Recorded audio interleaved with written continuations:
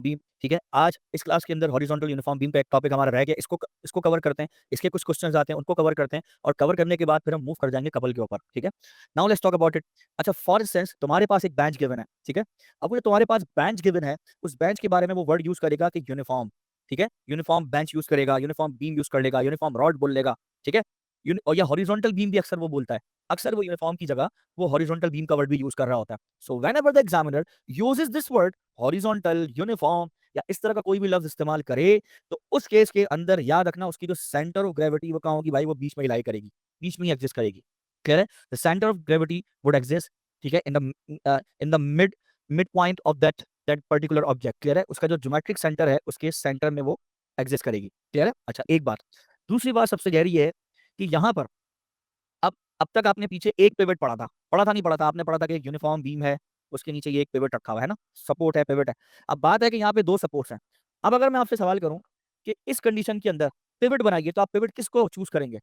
ठीक है। तो याद रखिएगा, जब भी मैं आपसे कहता हूं कि पिवट बनाइए, तो इसका मतलब ये नहीं होता कि आप पिवट बनाना शुरू कर दें, हथौड़ी छेनी लेकर आए, रेंच लेकर आए, पाना लेकर आए और उसको पिवट बनाना शुरू कर दें, एक को हटा दें, इसको बीच में रखकर पिवट बना दें और झूला झूलना शुरू कर दें। ना ना ना पुत्र ना, इस तरह की हरकतें, वाहियात हरकतें नहीं करनी। आपने कुछ नहीं करना। आपने करना क्या है इसको समझिए भाई। करना यह है कि जब भी आपसे कहा जाए कि पिवट बनाइए, इसका मतलब है आपने कैलकुलेशन के एतबार से पिवट बनाना है। क्लियर है? और कैलकुलेशन के हिसाब से पिवट बनाने का उसूल, उसका प्रिंसिपल पिछली क्लास में बता चुका हूं। पिवट वो पॉइंट बनेगा जहां से maximum number of unknown forces pass होगी। क्लियर है? जहां से maximum number of unknown forces pass होगी। आओ जरा इसका ऑपरेशन करते हैं। इसका ऑपरेशन करने से पहले एक और इसी तरह का ऑब्जेक्ट है कि फॉर्मूला रेसिंग कार हो गई या नॉर्मल ट्रक हो गया या कोई भी गाड़ी हो गई, कोई भी ऑब्जेक्ट हो गया इस तरह का जमीन के ऊपर खड़ा हुआ है। तो ये सिचुएशन और ये बेंच वाली सिचुएशन, दोनों सिचुएशन बिल्कुल ऐसे ही हैं। क्लियर है? अगर हम अज्यूम करें कि इसका वेट, इसकी सेंटर ऑफ ग्रेविटी बीच में ही है, ठीक है, और ये रोड के ऊपर खड़ी हुई है गाड़ी, ठीक है, या भले ये चल भी रही है, दोनों सूरतों के अंदर, ठीक है, इस पे लगने वाली फोर्सेस और इस पे लगने वाला टर्निंग इफेक्ट कैसे मेजर होगा, आइए जरा उसके बारे में कैलकुलेशन करते हैं या उसके बारे में इक्वेशन बनाना सीखते हैं। ठीक है, देखिए सबसे पहले तो ये इसकी फोर्सेज हैं, ठीक है, जो इस ऑब्जेक्ट के ऊपर लग रही हैं। आइए बारी बारी समझते हैं एक एक फोर्स को। सबसे पहले you have the weight of the beam, ठीक है। चूंकि ऑब्जेक्ट यूनिफॉर्म है, बीम यूनिफॉर्म है, तो इसका वेट उसके ज्योमेट्रिक सेंटर पे होगा। क्लियर है? आ रही बात समझ में? तो यहां पर इसका डाउनवर्ड वेट है जो कि यहां से ऐसे शो हो रहा है। क्लियर? नंबर टू, उसके इस वेट को ऊपर उठाने वाले दो सपोर्ट्स हैं, ए एंड बी। क्लियर है? उठाने वाले दो सपोर्ट्स हैं ए एंड बी। जो सपोर्ट ए है वो अपवर्ड फोर्स लगाएगा ऐसे, ठीक है। तो सपोर्ट ए इस पर रिएक्शन फोर्स लगाएगा, ठीक है। कौन सी फोर्स लगाएगा? रिएक्शन। ये जो एफ ए है ये reaction force of the support on the beam, ये वर्ड यूज करेंगे आप, ठीक है। ये रिएक्शन है। अब आप कहेंगे सर किसका रिएक्शन है?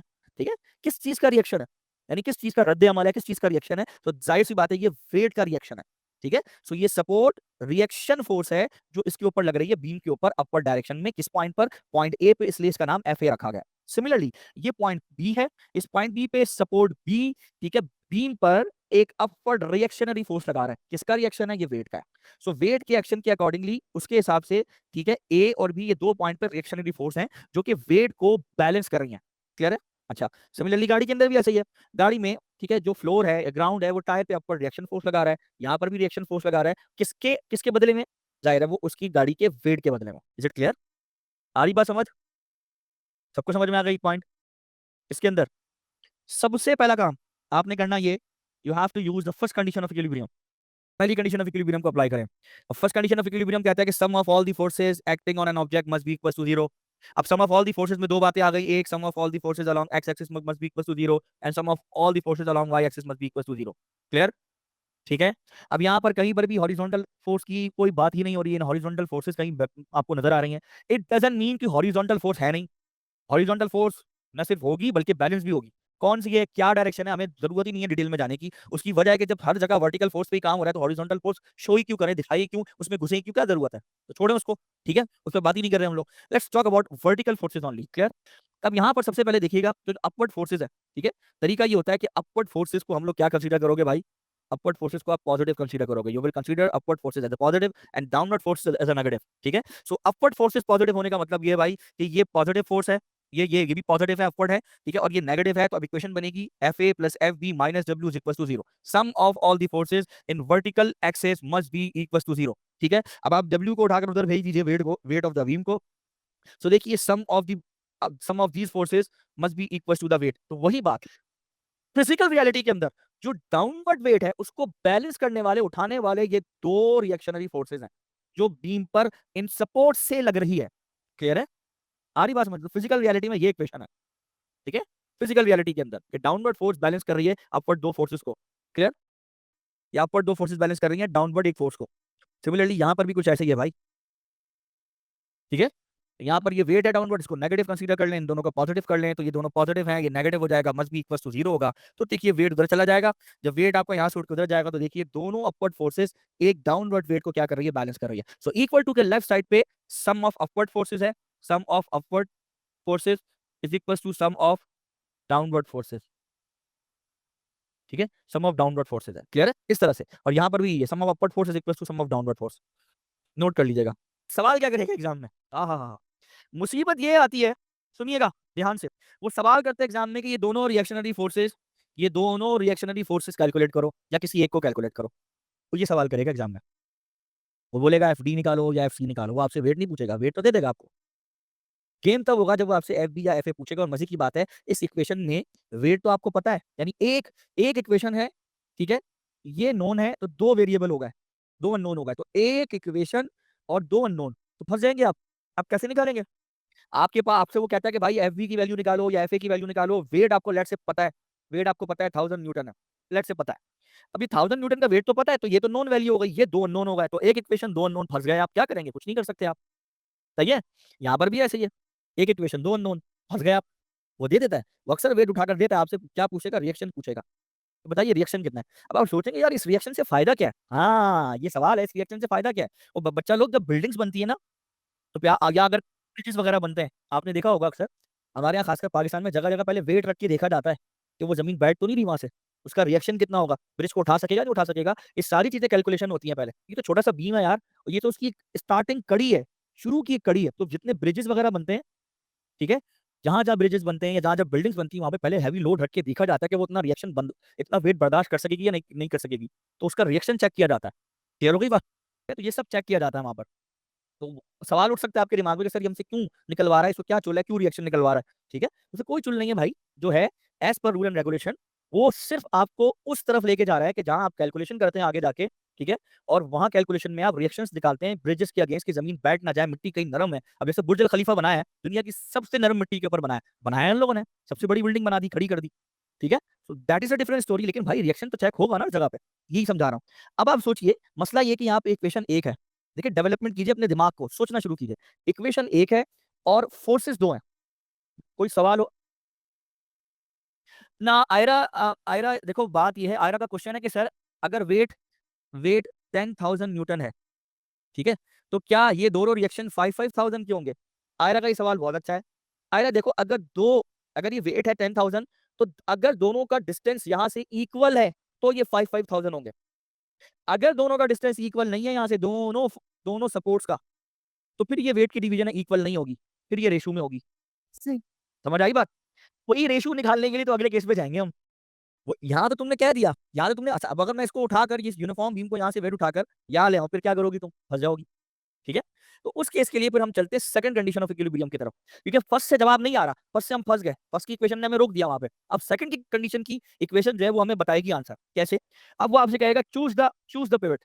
अब मैंने आपको बताया था कि पिवट चूज कैसे करते हैं। पिवट उस जगह को चूज करते हैं जहां से maximum number of unknown forces pass हो, बताया था। अब वो कहां से पास होगी? वो यहां से भी हो सकती है, वो यहां से भी हो सकती है, वो यहां से भी हो सकती है, क्योंकि तीनों जगह से एक एक फोर्स पास हो रही है। ठीक है, वैसे यहाँ से तो हॉरिजॉन्टल फोर्स भी पास हो रही है, जिसका तस्करा मैंने नहीं किया, लेकिन कोशिश हमेशा ये करें कि हमेशा पिवट उस जगह को बनाएं, पिवट हमेशा उस जगह को बनाएं। वैसे ये पिवट भी बन सकता है, ये पॉइंट पिवट हो सकता है, ये पॉइंट भी हो सकता है, इसे भी बना सकते हो, इसे भी बना सकते हो, इसे भी बना सकते हो, इसे भी बना सकते हो, इनफैक्ट इधर भी पिवट बना सकते हो। हाँ, पिवट कहीं पर भी बन सकता है उस सिस्टम के अंदर, कहीं पर भी। ठीक है, लेकिन हैंडल करना मुश्किल हो जाएगा तुम्हारे लिए अगर पिवट इधर उधर फालतू जगह पे कहीं बनाओगे तो। इसलिए तरीका ये है पिवट बनाने का, या ऑप्शन ये होता है कि वहां से बनाओ जहां से अननोन फोर्स पास हो। अच्छा, अब सुनिए, मैं पिवट कोशिश करूंगा यहां बनाऊंगा या फिर इस जगह पे बनाऊं, यानी यहां बनाऊंगा या फिर यहां बनाऊंगा, दोनों में से किसी भी जगह। तो मान लीजिए मैंने ए पॉइंट को पिवट बनाया, ठीक है, और गाड़ी वाले ऑप्शन के अंदर सी पॉइंट को पिवट बनाया, तो इससे फायदा क्या होगा? अच्छा, जब मैंने ए पॉइंट को पिवट बनाया, तो देखिए इस स्केल को उठाकर मैं ये जीरो पे रख रहा हूं ऐसे, ठीक है, इस जीरो का मतलब है कि ये पॉइंट पिवट है। ठीक है, अब देखिए, अब मैंने जैसे ही इस पॉइंट को, पॉइंट ए को पिवट बनाया, तो बाकी चीजों को दिमाग में मूवेबल कंसीडर कीजिए। ये मूवेबल होने का मतलब ये नहीं है कि वो फिजिकल रियलिटी में मूव कर रही है। मूवेबल होने का मतलब है कि वो, कि आप इमेजिन कीजिए कि वो दिमाग में, इमेजिनेशन में, कि यार बाकी फोर्सेस इसको, इस बीम को इस पॉइंट के ऊपर मूव करवा रही हैं, ऐसे सोचिए आप। अच्छा, कैसे करा रही हैं, सोचिए। ये बीम है, ठीक है, तो पॉइंट ए उसका क्या हो जाएगा, पिवट। तो पॉइंट बी जो है वो मूवेबल, मूवेबल का मतलब है कि वो ऐसे ऐसे घूमेगा, यूं ऐसे ऐसे घूमेगा, क्लियर। अब ऐसे ऐसे कैसे घूमेगा, ये पॉइंट बी इसे ऊपर घुमा रहा है, ऊपर लेके जा रहा है, इसका मतलब ये हुआ कि पॉइंट बी पॉइंट ए के हिसाब से इसको एंटी क्लॉकवाइज घुमाने की कोशिश कर रहा है, यस और नो, जवाब दीजिए। ये फोर्स देखिए, ये वाली, समझ आ गया सबको, कश्यप, क्लियर है। अच्छा, अब सुनो, सिमिलरली अब एक फोर्स तो चलो हो गई, एंटी क्लॉकवाइज मूवमेंट कराएगी क्योंकि ये इसको एंटी क्लॉकवाइज घुमाएगी। अब सवाल है, और देखो शायद कोई एंटी क्लॉकवाइज फोर्स निकला है, तो आप सोचोगे सर ये वाली भी तो है, ये भी तो घुमाएगी, है ना, घुमाएगी ना, ये वाली भी तो फोर्स है जो घुमाएगी, यस और नो। नो, नहीं घुमाएगी क्योंकि ये पिवट से पास कर रही है, हिंज से पास हो रहा है, कब्जे से पास हो रहा है, एक्सिस ऑफ रोटेशन से, पॉइंट ऑफ रोटेशन से पास हो रही है, तो ये किसी सूरत मूवमेंट जनरेट नहीं करेगी जनाब। इसका आसान मैंने एक्सपेरिमेंट बताया था कि घर के दरवाजे पर या अपने कमरे के दरवाजे पे जाइए, उस डोर के हिंज पर हाथ रखिए, हिंज पर हाथ रखना है, हैंडल पे नहीं रखना। हिंज पता है जहां से दरवाजा घूमता है, वो दरवाजे के बीच में और फ्रेम के साथ एक वो लगा होता है, स्क्रू स्क्रू से लगा हुआ होता है, एक मेटल का होता है जिसमें घूम रहा होता है दरवाजा, उसे हिंज कहते हैं। उस पे हाथ रखिए और आप दरवाजे को घुमाने की कोशिश कीजिए, कभी भी नहीं घूमेगा। आप पूरी दुनिया की भी फोर्स लगा देंगे, दरवाजा टूट जाएगा लेकिन घूमेगा नहीं, करके देख लीजिएगा।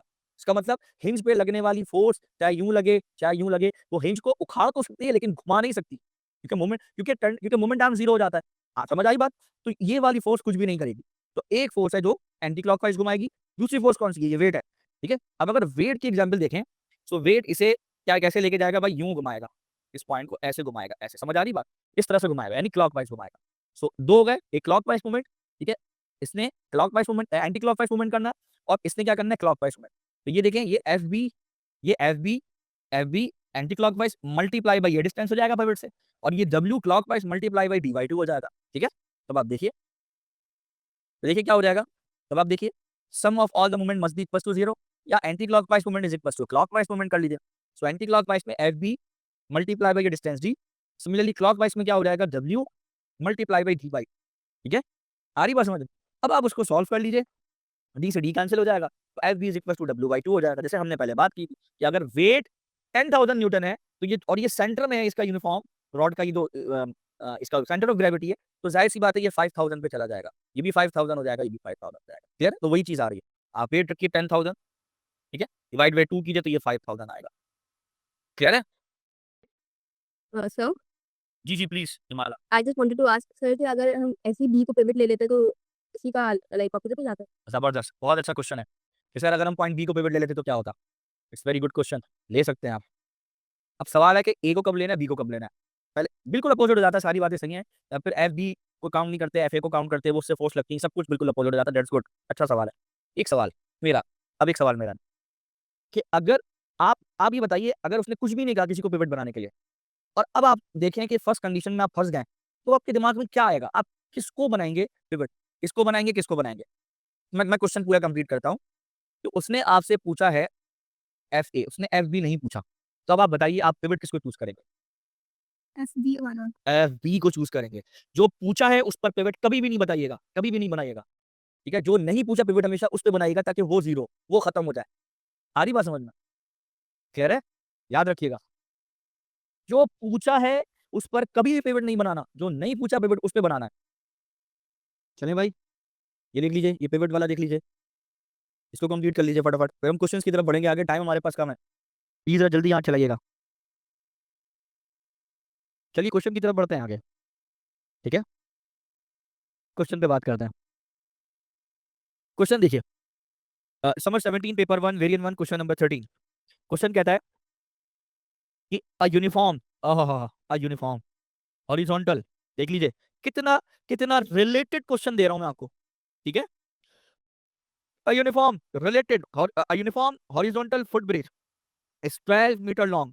ठीक है, 12 मीटर लॉन्ग, यानी ये दो एक्स से लेकर वाई के सपोर्ट तक 12 मीटर लॉन्ग है, and the weight is 4,000 newton, यानी वेट उसका सेंटर में कहीं है। It rests on two supports X and Y as shown. A man of weighs 600 Newton is a distance of 4 metre, ठीक है, फ्रॉम सपोर्ट एक्स। कह रहे सपोर्ट एक्स से 4 मीटर दूर है, ठीक है। तो सेंटर से कितना मीटर दूर होगा, कौन बताएगा? सेंटर से कितना मीटर दूर होगा? सेंटर से कितना, जहां उसकी सेंटर ऑफ ग्रेविटी है वहां से कितना? 2 मीटर, 2 मीटर।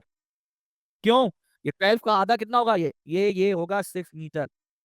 तो 6 वहां चला गया, 6 यहाँ पर होगा, 6 मीटर ये होगा, तो 6 में से 4 गया, ये बचा ना 2 मीटर।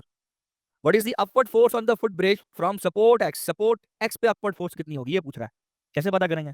अब भाई अगर आप फर्स्ट कंडीशन ऑफ इक्विलिब्रियम में चलते हैं, वो तो बोलता है कि sum of all the forces along Y axis must be equal to 0। यानी वो ये कह रहा है कि यहां से एक फोर्स होगी सपोर्ट एक्स से, ठीक है।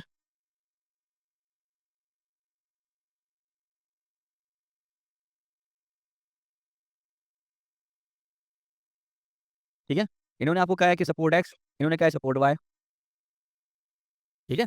तो दो फोर्सेज हैं। अब या तो आप, वो कह रहा है कि दोनों फोर्सेज का सम, अभी दो एफ एक्स कह लें इसको, इस फोर्स को आप एफ एक्स कह लें, इसको आप एफ वाई कह लें। सो सम क्या है? F X plus F Y minus 4000, यानी 4000 क्या है? वेट है, minus weight is equal to 0। तो F X plus F Y is equal to weight. Clear है? तो ये चीज अब इसके अकॉर्डिंगली देखा जाए तो हमारा ये 4000 का बनता है।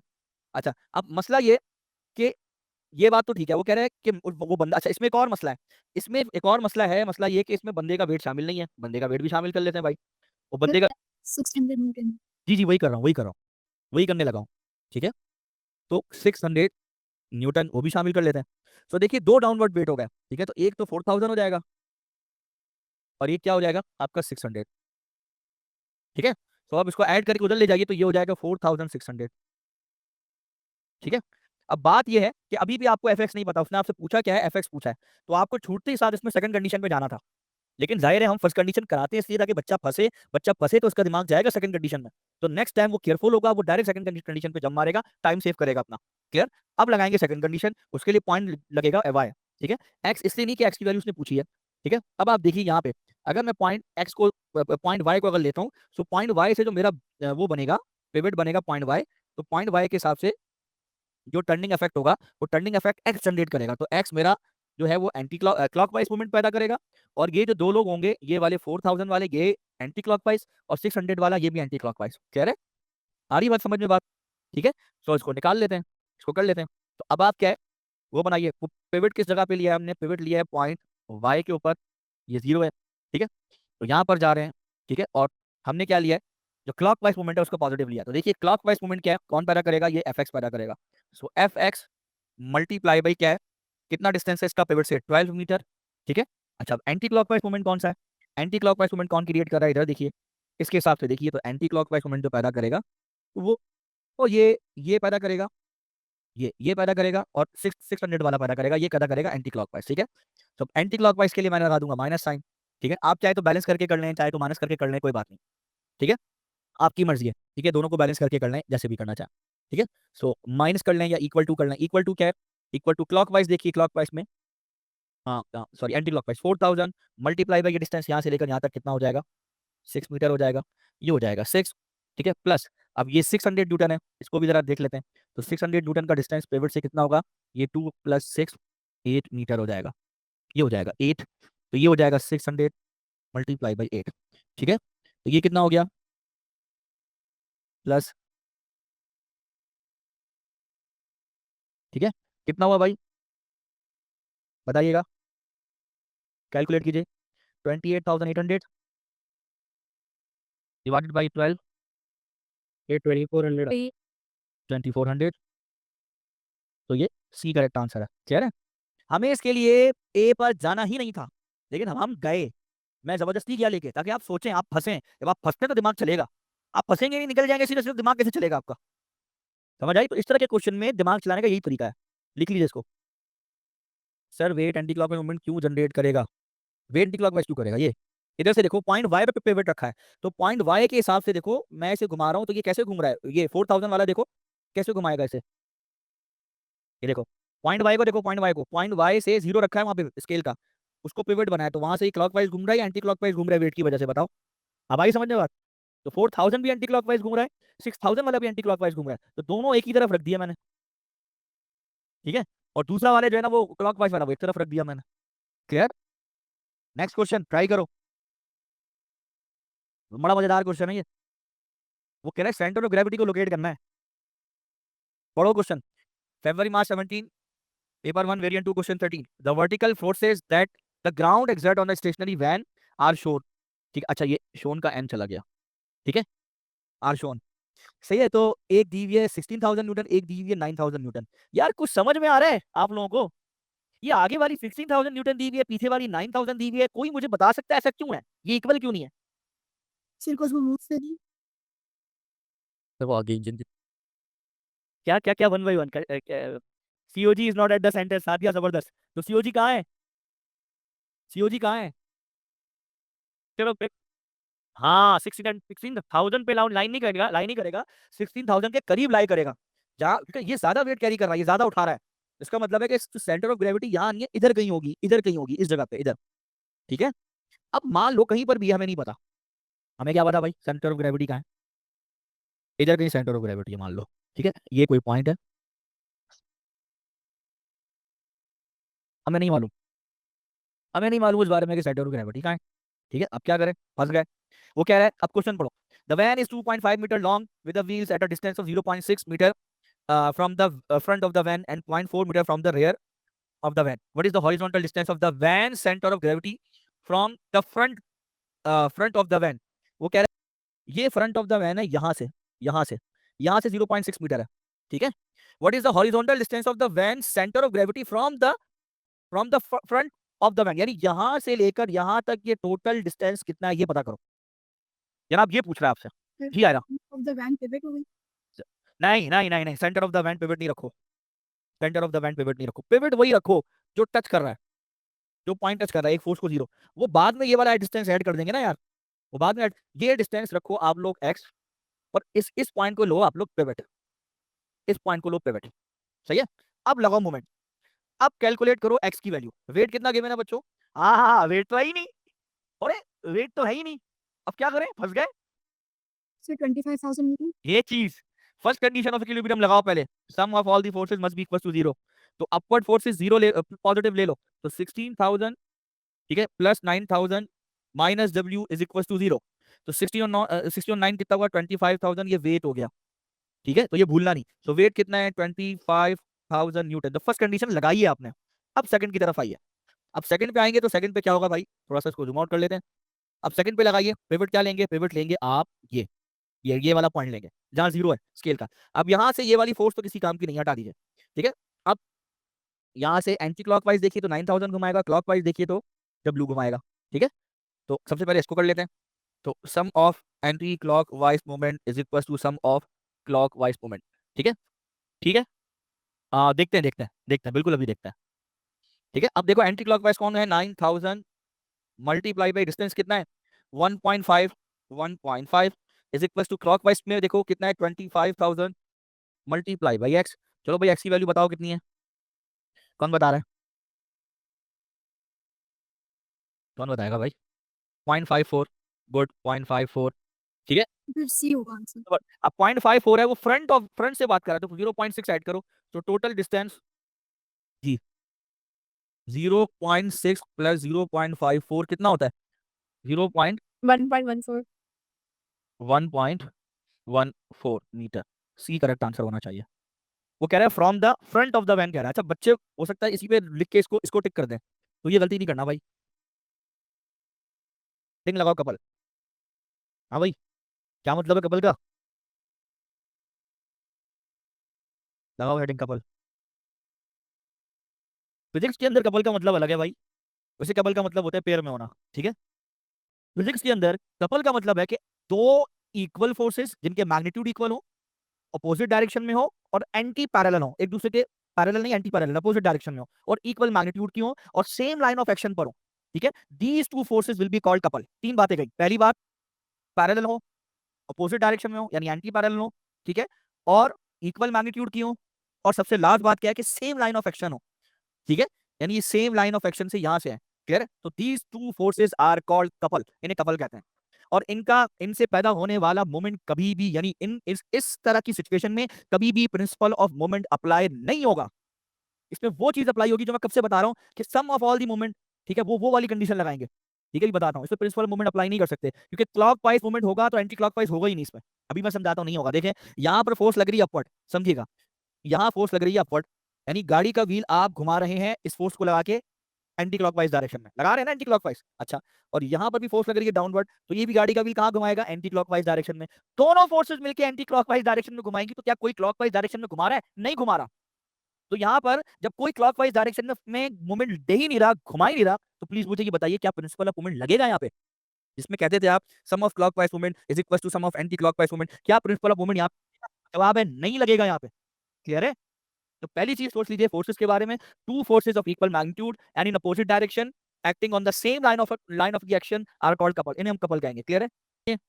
इस कपल से पैदा होने वाला जो मोमेंट है या टॉर्क है, we call it torque of a couple, उसे हम टॉर्क ऑफ अ कपल कहते हैं या मोमेंट ऑफ अ कपल कहते हैं। ठीक है, अब एक फोर्स नहीं घुमाएगी, अब दो फोर्सेस घुमा रही हैं और एक ही डायरेक्शन में घुमा रही हैं। ठीक है, अब उसका फॉर्मूला कैसे बनेगा, देखो, टॉर्क निकालना है, उसका फॉर्मूला देखो, ये कैसे घुमा रहा है भाई, ये एंटी क्लॉकवाइज डायरेक्शन में घुमाया है, ये फोर्स भी एंटी क्लॉकवाइज डायरेक्शन में घुमाएगी। ये रेडियस है, यहां से लेकर यहां तक का ये जो डिस्टेंस है ये रेडियस है, आर है। ठीक है, जाहिर है ये डिस्टेंस भी क्या है, ये भी आर है, ये दोनों आर है। क्लियर है? दोनों के दोनों आर है। ठीक है, अब आप जब इस फोर्स से टर्निंग इफेक्ट निकालेंगे तो ये हो जाएगा F multiply by moment R, और जाहिर सी बात है ये कौन सी डायरेक्शन में, एंटी क्लॉक वाइज मोमेंट है। ठीक है, तो दूसरा कौन सा है, ये भी anti clock wise moment generate कर रहा है, तो इसके लिए भी लिखेंगे एफ मल्टीप्लाई बाई आर। मैंने यहाँ पे यही लिखा है एग्जैक्टली। उसके बाद मैंने क्या किया, तो दोनों में से फोर्स को मैंने कॉमन ले लिया, और अंदर यहां से क्या बचेगा, फोर्स कॉमन लीजिए, यहां से आर बचेगा, यहां से भी आर बचेगा।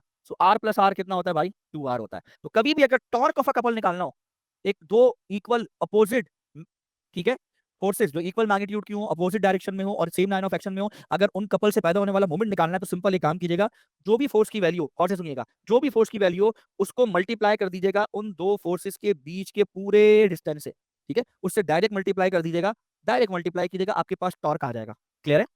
आ रही बात समझ में? ठीक है भाई, मैं कोई वैल्यू रख के समझा देता हूँ, आपको आसानी से समझ में आ जाएगा।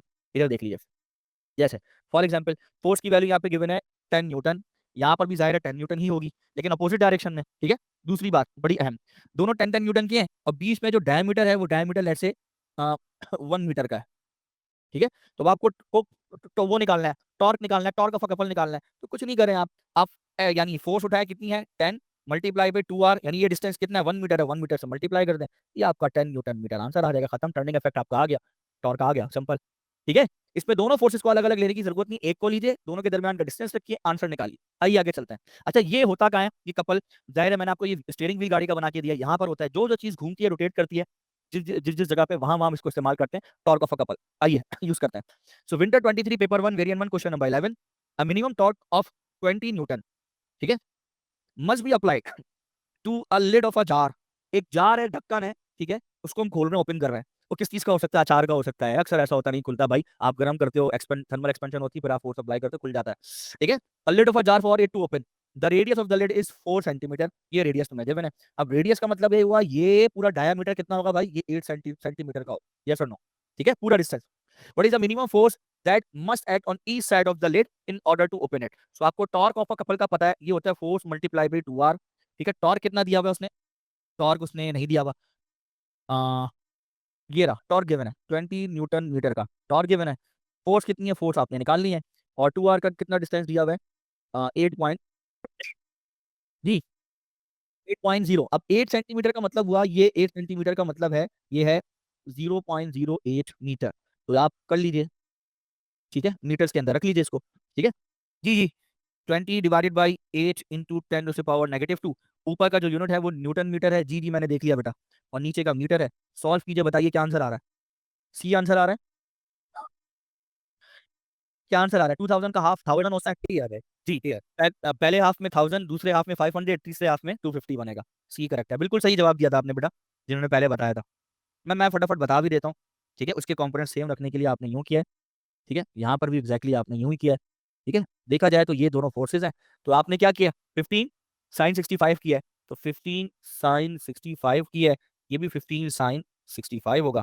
और आपने क्या किया, 15 sin 65 मल्टीप्लाई बाय कितना किया है, 0.4 किया है, कितना है आंसर, सर 5.437 आ रहा था। ठीक है